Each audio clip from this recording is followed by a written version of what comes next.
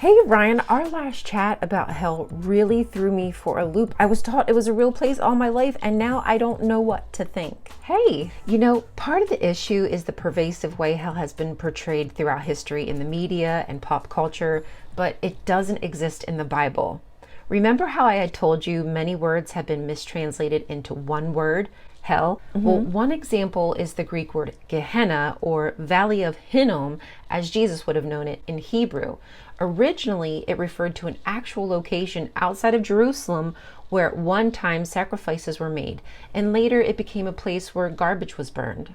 Okay, yeah, that does sound bad. So are you saying that Jesus was using hell as a metaphor? I'm saying Jesus was using Gehenna or Hinnom as a metaphor, which eventually became misconstrued into hell. In Jewish literature, it was used metaphorically to represent spiritual destruction or punishment.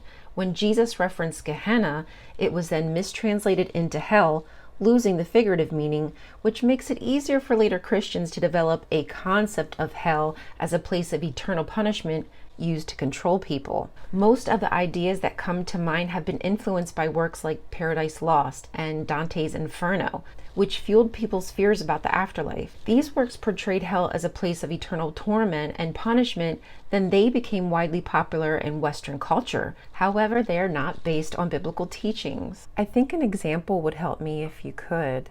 One of the most common mistranslations related to the concept of hell is the word Sheol in the Hebrew Bible. Often this word is translated as hell, but it simply refers to the realm of the dead. It's not a place of punishment or torment, but a neutral state where everybody goes to sleep in death. For example, in Psalm 16:10, the Hebrew word Sheol is translated as grave in some versions of the Bible, but as hell in others, a notion not known to the writers of the Hebrew Bible. Are you really telling me that the idea of hell as a fiery pit, eternal suffering forever and ever, didn't exist in early Christianity? It's just a recent development? Yeah, that's what I'm saying. The early Christians believed in the concept of Sheol or Hades, which was a place of the dead where the souls went after death. This was not seen as a place of punishment, but rather a neutral place where the dead awaited judgment. I see. This is really interesting. I'm not sure what to do with all this information. It makes a lot of sense, but I'm still afraid.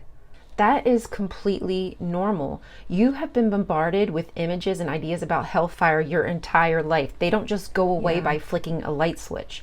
The more rational and logical we can think about the evolution of ideas like the afterlife will help us determine if they deserve the credibility that we've given them.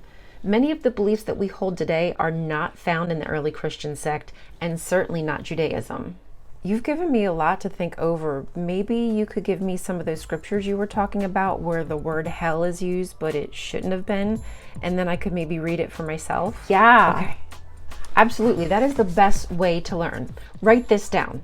Matthew 10:28. Matthew